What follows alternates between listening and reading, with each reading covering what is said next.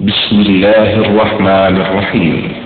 ومن أحسن قولا ممن دعا إلى الله وعمل صالحا وقال إنني من المسلمين.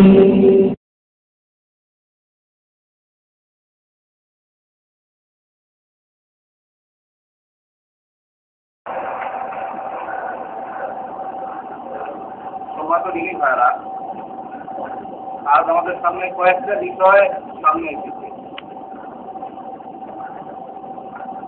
প্রথম আলোচিত বিষয় এ সম্পর্কে কিছুটা আলোচনা এসে যাবে ইনশাআল্লাহ আজকে আমাদের আলোচিত প্রবাদ সম্মেলনে ইনশাআল্লাহ। অতএব প্রবাদ সম্মেলনে যাদের যাওয়ার সুযোগ আছে সবাইকে দাওয়াত দেওয়া হচ্ছে। বিশেষ করে এখান থেকে আমরা আসরের নামাজ পড়েই সঙ্গে সঙ্গে রওনা দেবো। ব্যবস্থা থাকবে ইনশাআল্লাহ। যারা যেতে চান তারা এখনই আমাদেরকে কনফার্ম করতে হবে আলোচনা শেষে। ইনশাআল্লাহ বিসমিল্লাহ এখান থেকে আমরা দুটিতে গাড়ি যাবো। আমাদের ফারুক ভাইয়ের গাড়ি যাবে, আব্দুল ইমার গাড়ি যাবে, আরও কয়েকটা গাড়ি যাবে। অতএব যারা যেতে ইচ্ছুক তারা আমাদের এখানে শিখতে হবে। আলোচনা হবে আসরের পর থেকে শুরু হবে ইনশাআল্লাহ এসা পর্যন্ত। এসার পর আর কোনো আলোচনা নাই। এসার পরে খাওয়া দাওয়া করে আবার দিবে। প্রধান আলোচক হিসাবে আসবেন আবহাওয়া থেকে বাংলাদেশের মধ্যে সৌদি আরবে যে কয়েকজন মানুষ অত্যন্ত সম্মানের সাথে বড় ধরনের পোস্টে চাকরি করছেন তার ভিতরে একজন ডক্টর আসাদুল ইসলাম। উনি অত্যন্ত বড় মাপের আলিম এবং অত্যন্ত বড় মাপের জেনারেল শিক্ষিত। আবহাওয়া 3 সালে ইউনিভার্সিটির ইংলিশের প্রফেসর। তো বাংলাদেশ হিসাবে তিনি কাজ করছে, এটা আমাদের জন্য গর্বের বিষয়। একজন তো বড় আলিম, আবার বড় জেনারেল শিক্ষিত। ঢাকাতে বিভিন্ন কলেজে ভার্সিটিতে শিক্ষক ছিলেন, এখন দেশে ভার্সিটি শিক্ষক। উনি আসবেন ইনশাআল্লাহ প্রধান আলোচক হিসাবে। উনি মাগরিব থেকে এসা পর্যন্ত আলোচনা করবেন। আর আসর থেকে মাগরিব পর্যন্ত ইনশাআল্লাহ আমাদের শেখ নবীর ইসলাম আলোচনা করবেন, আমি আলোচনা করবো ইনশাআল্লাহ। আরও শেখরা আসবেন। অতএব সবাই দাওয়াত থাকলো, যাদের যাওয়ার সুযোগ আছে আমরা যাই। এদেশে আল্লাহ পাক রব্বুল ইজ্জত বিনা পয়সা মাহফিল করা, মাহফিল শোনার সুযোগ আমাদেরকে করে দিচ্ছে। এটা নিঃসন্দেহে আল্লাহ তাআলা দেওয়ার নিয়ামত। এদেশের রাষ্ট্রীয় ব্যবস্থাপনা এরকম যে ইসলামিক এই সমস্ত কাজের জন্য আমাদেরকে চাঁদা তুলতে হয় না, আমাদের পকেট থেকে কোনো পয়সা খরচ করতে হয় না। উল্টা তারা আমাদের খাবার, নাস্তা, পুরস্কার ইত্যাদি সমস্ত ব্যবস্থা করে রেখেছে। বিদায় এই সুযোগটা, যাদের সুযোগ সময় আছে এই সুযোগটা গ্রহণ করার দাওয়াত সবার থেকে থাকে।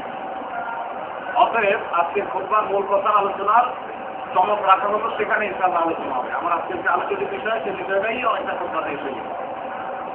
আরো 2-3টি বিষয় কাজ করতে হবে। এর ভিতরে একটি ঘোষণা, সেটা হলো আমরা গত সপ্তাহে আলোচনা করেছিলাম কি সম্পর্কে? ঈমান সম্পর্কে। ঈমান সম্পর্কে বলা হয়েছিল যে একজন মানুষ শুধুমাত্র মুসলমানের ঘরে জন্মগ্রহণ করলেই ঈমানদার হয় না। ঈমানদার হওয়ার জন্য তাকে ঈমান শিখতে হয়, ঈমান কি এটা বুঝতে হয়, ঈমান কি এটা জানতে হয়। আর শুধু জানলেই হয় না, জানার পরে এই ঈমানের রক্ষণাবেক্ষণ করতে হয়। অর্থাৎ আপনার জীবনে কোন ক্ষেত্রে, কোন কথায়, কোন কাজে আপনার ঈমান চলে গেল, কোন কাজটি করলে আপনার ঈমান বাড়বে, কোন কাজটি করলে আপনার ঈমানের মিটার নিচের দিকে নামতে থাকবে, নামতে নামতে এক পর্যায়ে লেভেল ক্রস করে ঈমানের গণ্ডি থেকে বের হয়ে চলে যাবে। এই জিনিসগুলো আমাদের জানা দরকার। বিশেষ করে ফিতনার যুগে, কিয়ামত পূর্ববর্তী যুগে মানুষের ঈমান হবে প্রচুর পাতার পানির মতো। প্রচুর পাতার পানি যেরকম কোনো বিশ্বাস থাকে না, তালপাতাল থাকে, যে কোনো মধ্যে পড়ে যেতে পারে। মানুষের ঈমান এরকম দুরবস্থা হয় নানান কারণে। সুতরাং এই ঈমানের রক্ষণাবেক্ষণ করা, এই ঈমান সম্পর্কে জ্ঞানার্জন করা, এই ঈমান সম্পর্কে জানা, এটা আমাদের সকল ঈমানদারদের জন্য জরুরি এবং অপরিহার্য। কিন্তু দুঃখের বিষয় হলো যে আমরা অনেক মুসলিম ভাইরা আছি, বাচ্চারা মুসলিম সেই হিসাবে নিজেকে মুসলিম মনে করি, ঈমানদার মনে করি। আর 40, 50, 60 বছর পার হয়ে যাচ্ছে, এর মধ্যে আর কখনো নিজের ঈমানের খবর আমরা দাদা ইকরাম ঈমান নিয়ে বিচলিত থাকতেন। ওনাদের ঈমান কখন আসলো, কখন গেল, কোন কথা ঈমান চলে গেল, কোন কথা ঈমান থাকলো, এগুলো নিয়ে ওনারা সর্বক্ষণ চিন্তিত থাকতেন। এই প্রসঙ্গে আপনাদেরকে শোনানো হয়েছিল ঐতিহাসিক ঘটনা, সবাই কম বেশ জেনে থাকবো হয়তো। হযরতে হামজা রাদিয়াল্লাহু আনহুর ঘটনা, হযরতে আবু বকর রাদিয়াল্লাহু আনহুর ঘটনা। আল্লাহ তাআলা পথে যাচ্ছিলেন, দেখা অবকরের সাথে বলে করে যাচ্ছ, বলে ভাই আন্দোলন মুনাফিক হয়ে গেছে, আমার তো ইমান চলে গেছে। দরবারে থাকলে আল্লাহ বিশ্বাস আস্থা থাকে, বাসায় চলে গেলে সেটা ভুলে যায়, তাহলে আমি মুনাফিক হয়ে গেলাম, দুই জায়গায় দুই রকম। কতটা চিন্তা করতেন ইমান নিয়ে, আমাদের ইমান ছাড়া সব জিনিস ঠিক আছে। এই জন্য সেন্টারের পক্ষ থেকে, আমাদের পশ্চিম বাংলা সেন্টারের পক্ষ থেকে ইনশাল্লাহ এখন থেকে গত জুমা শুরু হলো, 4-5 জুমা ইমানের উপরে আলোচনা হবে। খুতবার আলোচনা করা হচ্ছে, খুতবার আলোচনা সামারি বা সংক্ষিপ্ত তা বলে দেওয়া হবে, আর বাকি ইনশাআল্লাহ প্রতিদিন ইমানের এক একটা বিষয় ভিত্তিক আলোচনা হবে। 4-5 সপ্তাহ আলোচনা করার পর একটা প্রতিযোগিতা হবে। আমরা লিখিত কাগজ দেবো আপনাদেরকে, প্রতিযোগিতা ফোন করে দিবেন। এখানে যারা অংশগ্রহণ করবে প্রত্যেককে তাদেরকে সম্মানিত করা হবে এবং বিশেষ বিশেষ একটি স্থান অধিকারীদেরকে পুরস্কৃত করা হবে। অতএব এটাতে বিশেষভাবে মনোযোগী হবেন আপনারা, আশা করি ইনশাআল্লাহ। আজকের এই বিষয়ে আলোচনা হয়, এই বিষয়ে ইনশাআল্লাহ সামনের সপ্তাহ থেকে আলোচনা হবে। আগামী সপ্তাহের আলোচনার বিষয়বস্তু থাকবে ইনশাআল্লাহ কয়েকটি বিষয়ের উপরে ঈমান আনা জরুরি এবং শেষ প্রসঙ্গে আনুষঙ্গিক কিছু কথা, যে বিষয়গুলোর সংক্ষিপ্ত কিছু ব্যাখ্যা বিশ্লেষণ ইনশাআল্লাহ বিসমিল্লাহ সেগুলো আগামী সপ্তাহ। আজকের প্রথম বিষয় হলো কুরবানের সম্মেলনের দাওয়াত। দ্বিতীয় বিষয় হলো ঈমানের উপরে যে কোর্স হবে সেই কোর্সের দাওয়াত, প্রতি জুমা ইনশাআল্লাহ এখানে জমা করেই হবে। 3 নম্বর যে বিষয়ে বলতে চাচ্ছি সেটা হলো আমাদের দেশের বর্তমান পরিস্থিতি। বর্তমান পরিস্থিতির মধ্যে দুটি বিষয় আমি বলবো। একটি বিষয় আপনাদের অনেকে মানে কারণে জানার কথা না, কিছু কিছু জিনিস চলছে ইসলামের এগেইনস্টে, ইসলামকে দুনিয়া থেকে মুছে দেওয়ার জন্য কিছু জিনিস চলছে ভিতরে, যেগুলো আপনারা অনেকে জানেন না। আপনাদের জানানো আমার কর্তব্য, যেহেতু আমি জেনেছি। জানেন না তার কারণ হলো কোনো মিডিয়া এটাকে প্রচার করে না, সাধারণ মানুষকে মিডিয়াই দেখে, মিডিয়া সেগুলো কোনটাকেই প্রচার করে না, এগুলোকে আড়াল করে। এরকম কিছু বিষয় মানুষের সামনে আনা আমাদের দায়িত্ব। আপনার 16 কোটি মানুষের দায়িত্ব আমাদেরকে আল্লাহ দেন নাই, 16 কোটি মানুষের কানে পৌঁছানোর ক্ষমতাও আমার নাই, কিন্তু যে কজন মানুষের কানে পৌঁছানোর দায়িত্ব আছে, ক্ষমতা আছে, সে কজন মানুষের কানে অবশ্যই আমাকে পৌঁছাবে। তার ভিতরে একটি বিষয় হলো গত 3-4 দিন আগে আমাদের দেশের সবচাইতে বহুল প্রচলিত, আর এইসব বিষয়গুলো বলতে নিজের কাছে ইয়ে লাগে, কত বলুন, একটা বিষয়ে বলে শেষ করতে না করতে আরেকটা বিষয় হাজির হয়। নাস্তিকরা, ইসলামের শত্রুরা, যারা বাংলাদেশের জমি থেকে ইসলামকে মুছে দিতে চায়, সেটা ধর্ম নিরপেক্ষতার সাইনবোর্ডে, সেকুলারিজমের সাইনবোর্ডে, অথবা যে কোনো ব্যানারে হোক না কেন, তারা একের পর এক ইস্যুতে নিয়ে আসে, একটার পর একটা মুসলিমদেরকে, আলেমদেরকে অবসর নেওয়ার সুযোগ দিচ্ছে না। অন্য বিষয়ে আলোচনা করব, প্রতিদিন চিন্তা করি যে না এই সপ্তাহে একটু অন্য বিষয়ে আলোচনা করবো না, সেই সুযোগ তারা দিচ্ছে না। একের পরে ওই বিষয়গুলোকে নিয়ে আসে, আর এমন এমন বিষয় আনবে এগুলো যদি মানুষকে আমি না জানাই তো আল্লাহর কাছে আমাকে জবাব দিন। এখন যে বিষয়টা সামনে আসে, যেটা আপনাদের কারোরই জানার কথা নয়, অনলাইন অ্যাক্টিভিস্ট ছাড়া, যারা ইন্টারনেট ঘাটাঘাটি করেন তারা ছাড়া অন্য কারোরই তেমন জানার কথা না, সে বিষয়টি হলো বাংলাদেশের সবচাইতে প্রধান এবং সবচেয়ে জনপ্রিয়, সবচেয়ে বেশি প্রচলিত পত্রিকার নাম হলো প্রথম আলো। যে পত্রিকাটি সবচেয়ে বেশি মানুষ পড়ে, এই পত্রিকাটির একেবারে শুরু থেকে শেষ পর্যন্ত এটার মূল টার্গেট লক্ষ্যই করলে বোঝা যায় ইসলাম, ইসলামী মূল্যবোধ, ইসলামিক কৃষ্টি কালচার, এগুলাকে টার্গেট করাই হলো তাদের মূল। তারা ইসলাম এবং ইসলামী মূল্যবোধের বিরুদ্ধে কোনো সংবাদ পাইলে ওটাকে বড় করে ছাপাবে। এই পত্রিকার সহ সম্পাদক আমরা অনেকে হয়তো টিভি টেলিভিশনে আছে আনিসুল হক, একজন বড় মাপের শিক্ষিত। এই আনিসুল হক প্রথম আলোর সহ সম্পাদক এবং প্রথম আলোর কলাম লেখক, বড় বড় প্রবন্ধ লেখে, জাতিকে নথিরত করে। এদেশের লক্ষ লক্ষ যুবক, আমাদের দেশের লক্ষ লক্ষ যুবক এই আনিসুল হকের ভক্ত, তাকে খুব মনে প্রাণে ভালোবাসে, তাকে খুব পছন্দ করে, তাদের প্রিয় ব্যক্তি, এর জন্য জীবন দিতে তারা প্রস্তুত, উনি যা বলে তাই। এই ভদ্রলোক 1991 সালে একটা লেখা লিখেছেন। ওনার যে লেখাটা লিখেছিলেন 1991 সালে, সেই লেখাটা তখন কারণ করে আসে নাই, কারণ তখন এই বিষয়ে এত ঘাটাঘাটি ছিল না। এখন নাস্তিকদের দরপাটা শুরু হয়েছে সারা দেশে, আজ আমরা একটু জায়গা বলছি। আমি নিজেও এখানে অনেকদিন ধরে ব্লগ, ইন্টারনেট, ফেসবুকে কুকীর্তি, বুদ্ধিজীবীদের ইসলামের বিরুদ্ধে ষড়যন্ত্র সম্পর্কে আলোচনা করছি। তখন আমার অনেক ভাই ভুল করছেন, উনি এগুলো বলে কেন, এগুলো তো আমরা জানি না, বুঝি না। অনেক ভাই স্বীকার করতেন সামনে দেখছি। আজকে ব্লগার রাজনীতি করার পরে, বিভিন্ন নাস্তিক ব্লগাররা ধরা পড়ার পরে আমরা বুঝতেছি আপনি কেন চিৎকার করতেছেন একটা। আমি যেটা দেখছি না আপনারা দেখছেন না।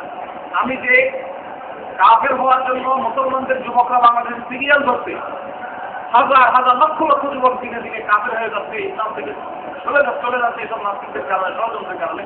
সেগুলো আমি দেখছি, আপনারা দেখছেন না, সেজন্য আমার বেতনটা বাড়ে, হয়তো আপনাদের অনেকে সেটা জানেন। অনেক ভাই স্বীকার করেছেন যে এটা আগে জানতাম না। আপনি রাজি মরার পরে না সারা দেশে একটা ফাঁস হলো যেটা নাস্তিকটা কি করতেছেন এর মধ্যে। আর মনে রাখবেন, আমরা যারা দিন মজুর খেটে খাই বিদেশে এসে পড়ে দিচ্ছি, আমরা আর দেশের যুবকরা সমান না। আজকে আমাদের দেশের যুবকদের 100-র ভিতরে 90 নয় 95% যুবক, গ্রামের হোক আর শহরের হোক, গরিবের ছেলে হোক আর ধনীর ছেলে হোক, সমস্ত যুবকরা নেট ব্যবহার করে, ইন্টারনেট ব্যবহার করে, ইন্টারনেটের ডুব দিয়ে থাকে, ফেসবুক, ব্লগ এগুলোর ভিতরে সারাদিন করে থাকে। অতএব নাস্তিকরা চিন্তা করছে বাংলাদেশকে ধ্বংস করতে হলে এই সাধারণভাবে পাবলিক ইনফ্লুয়েন্স যুক্ত করে লাভ নাই, কারণ এগুলা সবগুলা যারা 40-এর উপরে বয়স, এগুলো সবগুলা নেট সেটের খবর রাখে না। যুবক যেগুলো এগুলো মাথা নষ্ট করে দিতে পারলে 20 বছর পরে বাংলাদেশ আর ইসলাম কথা বলার লোক, এরাই ইসলামকে, এরাই আলেমদেরকে প্রতিহত করবে, আলেমদেরকে এরাই গালি দিবে যুবকরাই, যদি তাদের মাথা নষ্ট করে দেওয়া যায়। এবং সেটা অনেকাংশে সফল হয়ে গেছে। তারা আমাদের মাথা ব্যথা হয় না, আমাদের চিন্তা হয় না, আমাদের টেনশন হয় না। অনেক আলেমকে দেখি আমি নিজের কোনো কথাই বলেন না, আমাদের কোনো মাথাই আসে না এগুলা সময় দেওয়া। এর অংশ হিসাবে অনেকগুলো কাজ চলে আসতেছে, যেগুলো আমরা ধারাবাহিকভাবে প্রশ্ন আমাদেরকে জানানোর চেষ্টা করি। এখন যে বিষয়টা দেখা দিচ্ছে সাম্প্রতিক, সেটা হলো এই আনিসুল হক 1991 সালে এটা লেখা লিখছেন 30শে নভেম্বর, তারিখ হলো 30শে নভেম্বর 1991 সালে। পূর্বাভাস নামক একটা পত্রিকা, সপ্তাহে বা মাসিক, এই পত্রিকাতে একটা লেখা দিতে হবে। এই পত্রিকা এখনো বাংলাদেশে আছে, এখনো সেটা তুলে দিতে হবে। সেই লেখাটা আমরা জানতাম না, 1991 সালে লিখছে, তখন পূর্বাভাস এমন কোনো নাম করা পত্রিকাও না, কেউ জানে না উনি লেখাটা লিখছেন। গত 3-4 দিন আগে আপনারা ইদানিং ব্লগের নাম শুনছেন, ব্লগ সম্পর্কে একটা নামটা তো শুনছেন সবাই। ব্লগ হলো সেম পত্রিকা, একটা পত্রিকা যেমন প্রথম আলো, একটা চ্যানেল যেমন চ্যানেল আই, এরকম একটা চ্যানেলের মতো একটা চ্যানেল হলো ব্লগ। পার্থক্য এতটুকু, পত্রিকা যে ইচ্ছা লিখতে পারে না, টেলিভিশনে যে ইচ্ছা বলতে পারে না, কিন্তু ব্লগে যে ইচ্ছা সে বলতে পারে, যে ইচ্ছা সে লিখতে পারে। কিছু শর্ত আছে, একেবারে যে ইচ্ছা সে না। আপনি মানসম্মত মোটামুটি লিখতে পারলে আপনাকেও কি দিবে, লেখার সুযোগ। আমাদের এখানে অনেক ভাই আসছেন আগে আলোচনা শুনছেন, ওনারা অনেকে ব্লগে লেখেন, আমিও ব্লগে লিখি, 3 বছর যাবো বিভিন্ন ব্লগে লেখালেখি করার চেষ্টা করি, ইসলামগুলিকে মোকাবেলা করার চেষ্টা করি। এই ব্লগের মধ্যে 2টা ব্লগ আছে নাম করা সারা বাংলাদেশ। এই 2টা ব্লগ হলো ইসলামকে একেবারে ধ্বংস করে দেওয়ার সবচেয়ে বড় চেষ্টা। এর ভিতরে একটা ব্লগের নাম হলো সচলায়তন, আর একটা ব্লগের নাম হলো আপনার সামহায়ারি ব্লগ। সাধারণত নেট সম্পর্কে না জানা থাকলে এগুলো জানার কথা না, তাও আপনাদেরকে জানাচ্ছি, মূল বিষয়টা জানাচ্ছি। সামহায়ারি ব্লগ এবং সচলায়তন, এই 2টা ব্লগে রাজীব নামে যে নাস্তিক মারা গেছে, যে রসুলকে, আল্লাহকে, ইসলাম, নামাজ, রোজা, ইফতার সব বিষয় নিয়ে ব্যঙ্গ থেকে ব্যঙ্গ, ক্রান্তিক অত্যন্ত ভাষাকালী ব্যবহার করতে যে ছেলেটা, একটা নয়, একটার কথা না ফাহাদের দেশে মরার পরে এখনো জীবিত আছে আসিফ মহিউদ্দিন, আমির রহমান কিয়াল, ডজন এরকম আছে যারা প্রতিদিন লিখে যাচ্ছে, এবং তাদের ভক্ত হাজার হাজার। তারা কি লিখতেছে? আল্লাহকে গালি দিচ্ছে, রসুলকে গালি দিচ্ছে, মুসলমানদের ধর্ম ফালতু, মিথ্যা, ভুয়া, এগুলো সব বাংলাদেশকে দূর করতে হবে, এগুলো তারা লিখে যাচ্ছে মুসলমানের দেশে। যে দেশে শেখের গালি দিলে, শেখ মুজিবকে গালি দিলে, জিয়া রহমানকে গালি দিলে 10টা মামলা হয়ে যায়। সে দেশে আল্লাহকে, আল্লাহ রসুলকে 24 ঘন্টা গালি দিচ্ছে, মামলা তো দূরের কথা, যারা গালি দিচ্ছে তাদেরকে সরকার বডিগার্ড দিয়ে নিরাপত্তা দিয়েছে। আর তাদের বিরুদ্ধে কথা বলার কারণে শত শত আলেমকে পাখির মতো গুলি করে হত্যা করতেছে, আহত করতেছে, জেলে। সম্মান ভাইরা, এই ব্লগের ভিতরে সচলায়তন এবং সাময়ের ব্লগ, এই 2টা ব্লগে লেখতে ওই নাস্তিক রাজি। আমরা সবসময় ব্লগে নজর রাখি, কে কি লেখে এটা দেখি।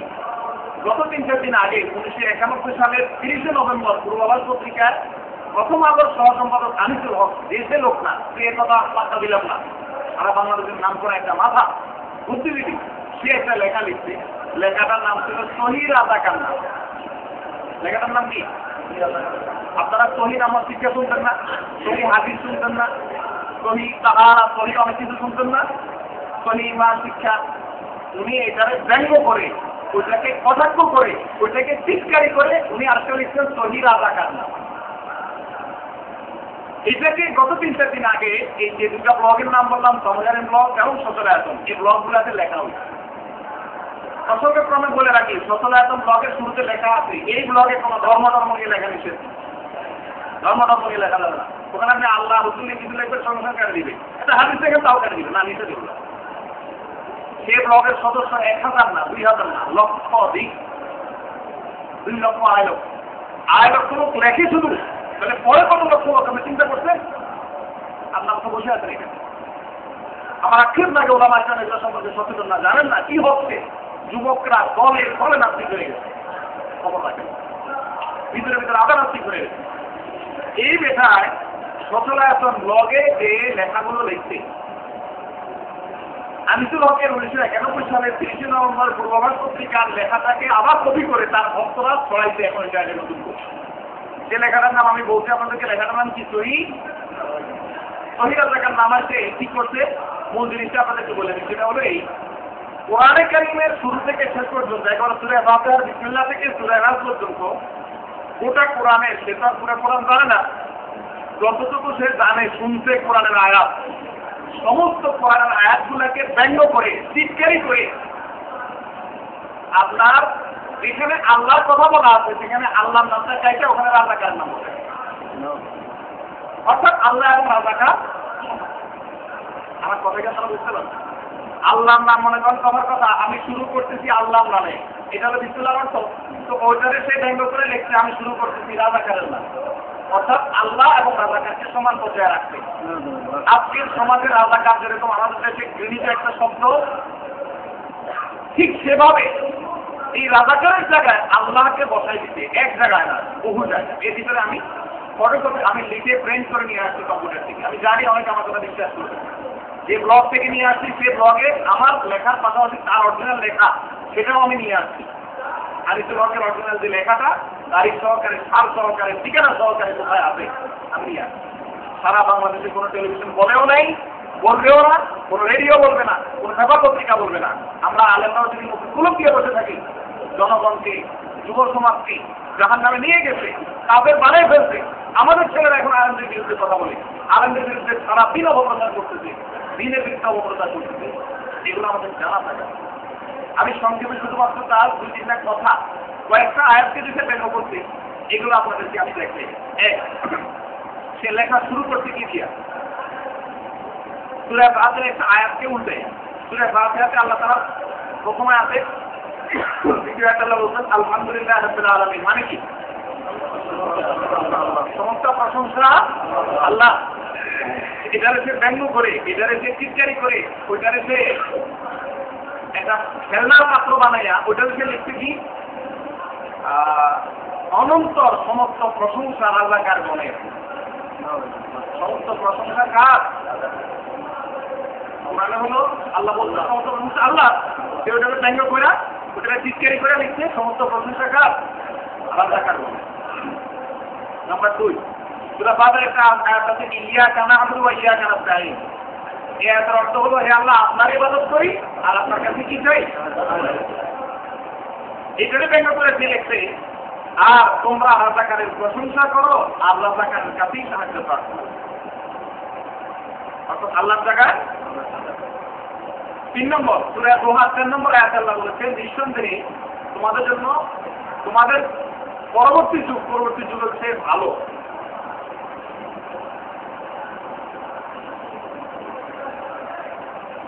ওয়ালাল আখিরাতু খায়রুল লাকা মিনাল উলা।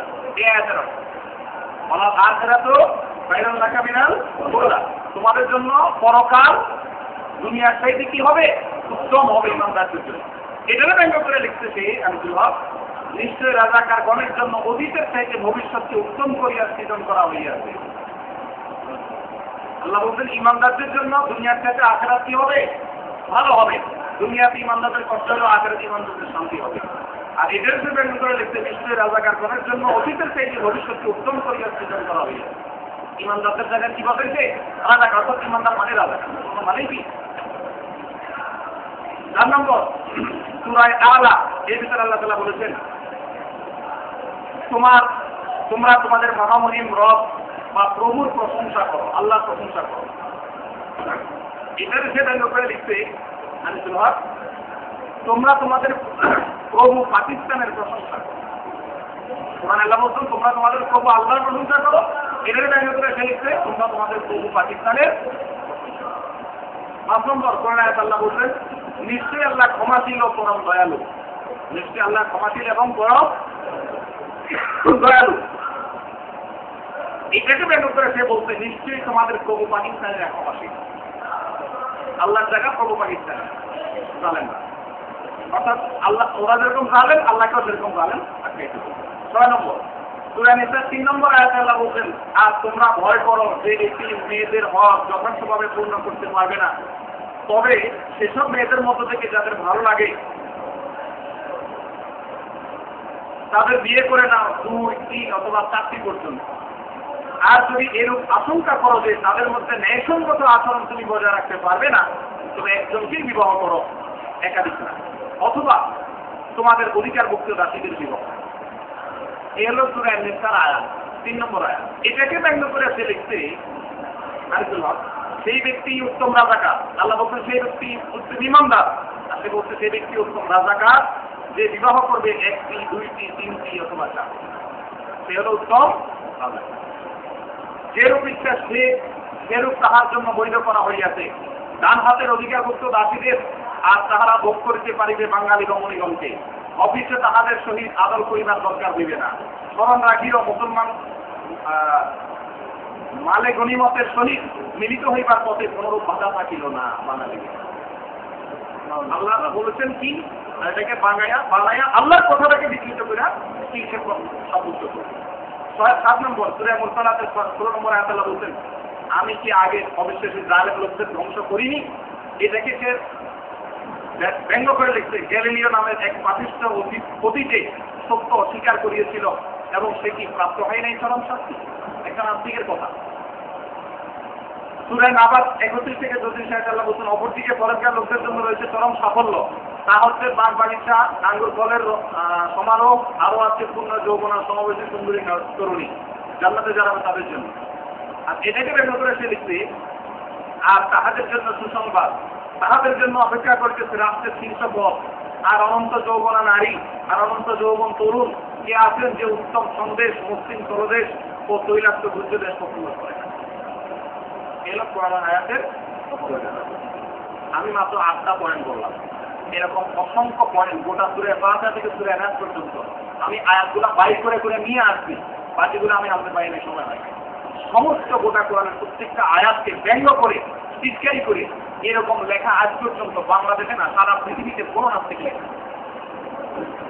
অনেক নাস্তিকরা একটা আয়াতে ব্যঙ্গ করছে, শুধুমাত্র সূরা ওয়াকিল ও যাইতুনকে ব্যঙ্গ করছে, সারা দেশ গরম হয়ে গেছে, তারা দেশটা বাইর করে নিজের সরকার মাত্র সূরা ওয়াকিল ও যাইতুনকে ব্যঙ্গ করছিল, আর এ গোটা কোরআনকে ব্যঙ্গ করছে। কিন্তু সারা দেশ চুপ, কেউই জানে না, কেউ কিছু বলে না। আমি আমার দায়িত্ব পূর্ণ করলাম, কি করার, কি বুঝার, কি ভাবার, সে দায়িত্ব আপনাদের একজন ইমানদার হিসাবে। শুধুমাত্র আমি এটুকু বলবো যে প্রত্যেকে যার যার অবস্থান থেকে যার যার ক্ষমতা এবং সমর্থ অনুযায়ী মিছিল না, আন্দোলন না, মারপিট না, ঝগড়াঝাটি না, জ্বালাও করা, এগুলোর বিরুদ্ধে মুখের প্রতিবাদ করবে। এগুলাকে হচ্ছে যাদের ছত্র ছায়া, যাদের নিরাপত্তা আছে থেকে এগুলো এরা করতেছে, তাদের বিরুদ্ধে আমাদের সোচ্চার হওয়া দরকার, তাদের বিরুদ্ধে আমাদের মুখে অন্তত প্রতিবাদ করা দরকার। আমি তার জন্য বলতেন আমি মন কারান যে ব্যক্তি কোনো অন্যায় কাজ দেখবে সে নিজের হাতে যেন বাধা দেয়, এই ব্যক্তিকে নিজের হাতে বাধা দেওয়ার ক্ষমতা আমাদের নেই, সরকারের আছে। সরকারকে আমরা দাবি জানাতে পারি, বলতে পারি, সরকারকে যারা সমর্থক জানা তাদেরকে বলতে পারি। আর পাইলাম ইয়াস্তাকে হাত দিয়ে যদি বাধা দিতে না পারি তো পাবিল ইসলামী অন্তত মুখ দিয়ে এদের বিরুদ্ধে কথা তো বলতে পারি। সেটাও যদি না পারি তো অন্তত অন্তর থেকে ঘৃণা দেয়। আর আল্লাহর কাছে দোয়া করি আল্লাহ তাআলা এদেরকে হেদায়েত যেন দান করেন। আর হেদায়েত যদি নসিব না থাকে তাহলে এদের বীজ দানগুলো যেন আল্লাহ নিয়ে দেন। আল্লাহ তাআলা এদের বিরুদ্ধে ইমানদারদেরকে জয়ী করে দেন। এরা এসব করা কেন সাহস করে জানেন? এটার মূল কারণ হলো এরা বুঝে গেছে আজকে আমরা যারা মুসলমান দাবি করি বাংলাদেশ সহ সারা বিশ্বে, আমরা আসলে মুসলমান না, আমরা নামে মুসলমান, কাজে আমরা মুসলমান। এরা বুঝে গেছে। এই জন্য এরা কি করতেছে ভাই, বাঘের কান দিয়া, বাঘের লেজ দিয়া কান চুলকে মানুষ কখন যখন দেখে যে বাচ্চা মরে গেছে, যদি মন দাঁড়েছে এই যে বাঘ জীবিত আছে তাহলে কিন্তু তার লেজ দিয়ে কেউ কান চুলতে পারে। আপনি ইমান শেষ, আমল শেষ, টাকা পয়সা কামানো ছাড়া রিয়াল কামানো ছাড়া আর কিছু চিনি না আমরা। আজকে যদি বলি আসেন ইমানের ট্রেনিং হবে 1 ঘন্টা, কেউ বলবে না, সবাই চলে যাবে ধান্দা। আজকে যদি চলন করে ইসলামিক সেন্টারে কোনো আলোচনা শুনতে যাই, কেউ যাবে না। তাহলে আমাদের ইমানের মিজান নিজেরা লেগেছে। এই জন্য নাস্তিকরা বাঘের কাজ লেজ দিয়ে আজকে কাজ শুরু করতে সাহস করে। আমরা নিজেরাই ইমানদার না, আমাদের নিজেদের ইমান আমাদের খবর নেই। আল্লাহ আমাদের হেফাজত করুন, আল্লাহ আমাদেরকে বুঝার তৌফিক দান করুন, আল্লাহ আমাদেরকে ইমানের উপরে চলার তৌফিক দান করুন। যে পয়েন্ট শেষ করবো সেটা হলো, আমরা সবাই জানি আজকে 2 দিন ধরে আমাদের দেশের সবচেয়ে আলোচিত বিষয় হলো কি? আমাদের দেশের রাষ্ট্রপতির মৃত্যু, মরহুম রাষ্ট্রপতি জিল্লুর রহমানের মৃত্যু। এই মৃত্যু সম্পর্কে সংক্ষেপে 2 মিনিট কথা না বললেই নয়। 1 নম্বর কথা হলো, আল্লাহ তাআলা কোরআনে কারিমে বলেন রাসূলকে, ইন্নাকা মাইয়িতুন ওয়া ইন্নাহুম মাইয়িতুন। হে রাসূল, আপনি মরণশীল, আপনার পূর্বে যত নবী আসছে সবাই কি? কুল্লু নাফসিন যায়কাতুল মউত। সকল রিজকে কি করতে হবে? মৃত্যুর স্বাদ আস্বাদন করতে হবে। তো এখানেই শেষ নয়, এই একটা শুধু আমরা সবাই জানি, সবাইকে মরতে হবে। কিন্তু মরতে তো হবে ঠিক আছে, কিন্তু এরপরে আরেকটা কথা আল্লাহ বলছেন কি? ওয়ানাবলুকুম বিশ-শাররি ওয়াল খায়র। আর আল্লাহ বলেন মৃত্যু তো বরণ করতে হবে, মনে রাখবে মৃত্যুর আগে তোমাদের একটা পরীক্ষা নেওয়া হবে, ভালো এবং মন্দের তুমি কোন পথে চলো, এই পরীক্ষাটা নেওয়া হবে। সুম্মা ইলাইনা তুরজাউন। আল্লাহ বলেন এই পরীক্ষা নেওয়ার পরে মৃত্যুর মাধ্যমে তোমাকে আমার কাছে আনা হবে, তোমার আসল বিচারে। আজকে প্রেসিডেন্ট জিল্লুর রহমান দুনিয়া থেকে চলে গেছেন, তার হাব্বা, তার বঙ্গভবনের নিরাপত্তা, বেষ্টনী, হাব্বা দেখা মনে হচ্ছে যে আজরাইল তার কাছে কিভাবে যাবে। আবার বঙ্গভবনের ভিতরে ঢুকতে গেলে 5টা চেকপোস্ট, দেশে ঢুকতে পারে না, আজরাইল কিভাবে যাবে? আল্লাহ কোরআনে কারিমে বলে,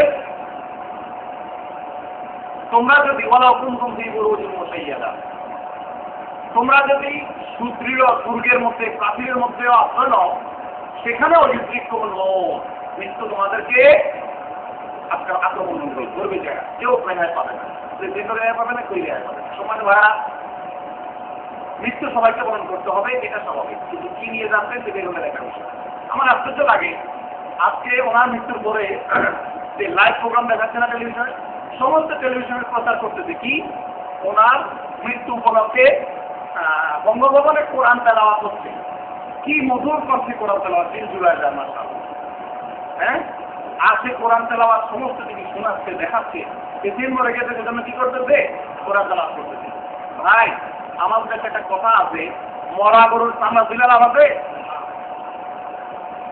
লাভ আছে শরীরের দৃষ্টিতে, মরা গরুর চামড়া দিলেও কাজে লাগানো যায়, এটা ভিন্ন কথা। আমার কাছে মানুষ এটা বুঝে আর কি, মরা গরুর চামড়া দিলে বস্তু তো খাওয়া যাবে না, লাভ কি? প্রেসিডেন্ট সাহেব মারা গেছেন, আমরা দেখি একজন মুসলমান, একটা দেশের রাষ্ট্রপ্রধান, তার ভুলগুলোকে আল্লাহ মাফ করুক, আমরা দোয়া করি। তার ভুল থেকে, তার মৃত্যু থেকে জীবিত দেখলে আপনি ক্ষমতার জন্য লাভালাভি কুটাকুটি করে, মারামারি হানাহানি করে, এদেরকে আল্লাহ শিক্ষা গ্রহণ করার তৌফিক দান। এরা যেন বুঝে এই দুনিয়ায় কত তুচ্ছ। আজকে প্রেসিডেন্ট জিল্লুর রহমানের সাথে রিকশাওয়ালা জিল্লুর রহমানের কোনো পার্থক্য আছে? আজকে যে তার কবরে নেওয়া হলো, এখান থেকে তার আসল জীবনের শুরু। সেখানে যদি সে বলে আমার নেতা বঙ্গবন্ধু শেখ মুজিব, ফিরে একটা অংশে পড়বে। আমি শুধুমাত্র ওনার কথা বলতেছি না, আজকে বিএনপির মান্না হয়ে মারা গেছে, তারা যদি জিজ্ঞাসা আমার নবী, তোমার নবীকে, তোমার নেতাকে, যদি বলে আমার নেতা জিয়াউর রহমান, ফিরে একটাও নিতে পারবে? এগুলাকে যারা জীবিত আছে, তাদের যারা দালালি করে, তাদের যারা চামচাবি করে, তাদের যারা সমর্থন করে, শিক্ষা নেওয়া বিষয় আছে। তারা তিনি যা নিয়ে গেছেন, তিনি দেশকে অনেক কিছু দিয়ে গেছেন, তার দলকে হয়তো অনেক কিছু দিয়ে গেছেন, কিন্তু প্রশ্ন হলো তিনি নিজের জন্য, নিজের আগ্রহের জন্য, নিজের আল্লাহকে খুশি করার জন্য কি করে গেছেন কে বলতে পারে? আমি তো জানি। তারপরেও আমি একজন মুসলিম হিসেবে তার জন্য অবশ্যই দোয়া।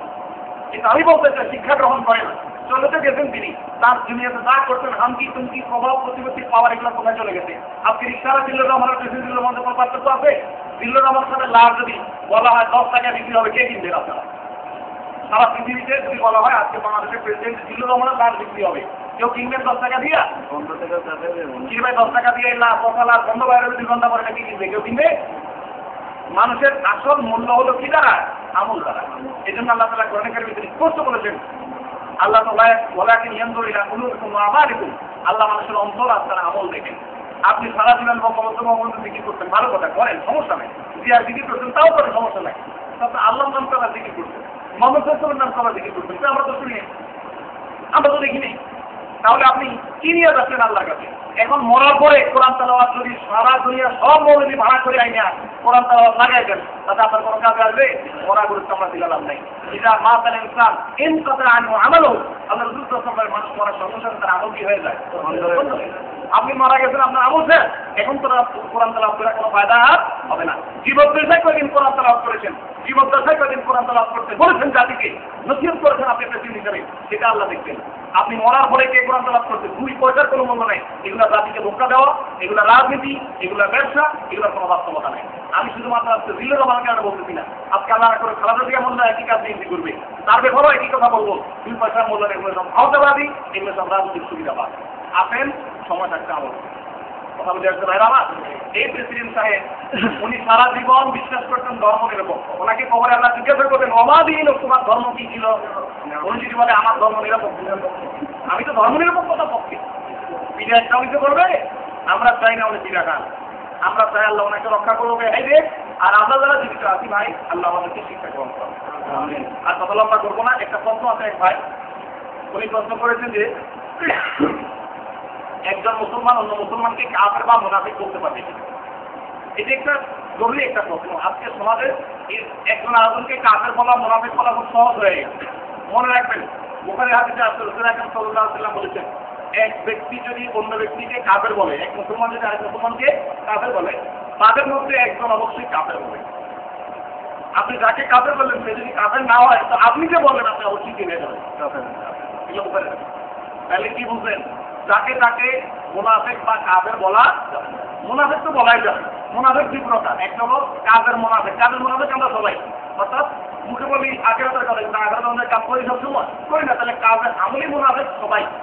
কিন্তু এতিকাদি মুনাফিক যেটা কাফের, মুখে আল্লাহ আল্লাহ রাসূল বলে দিচ্ছে, অন্তরে মুনাফিক। এটা আমাদের দেশে অনেক বুঝতে আছে, বিশেষভাবে আমরা কারণ না বলতে পারবো না। কারণ মুনাফিক হলো অন্তরের বিষয়, সে অন্তরে আল্লাহর বিরুদ্ধে শত্রুতা বিদ্বেষ রাখতেছে।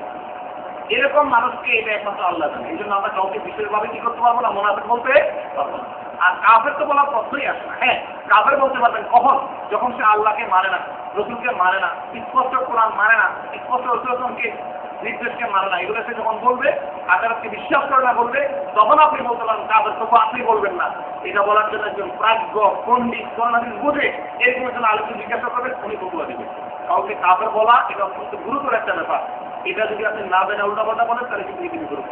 অথচ কথার কথা কাউকে কাপড়ে বলবেন না, মোনাফিক বলবেন, এটা হবে।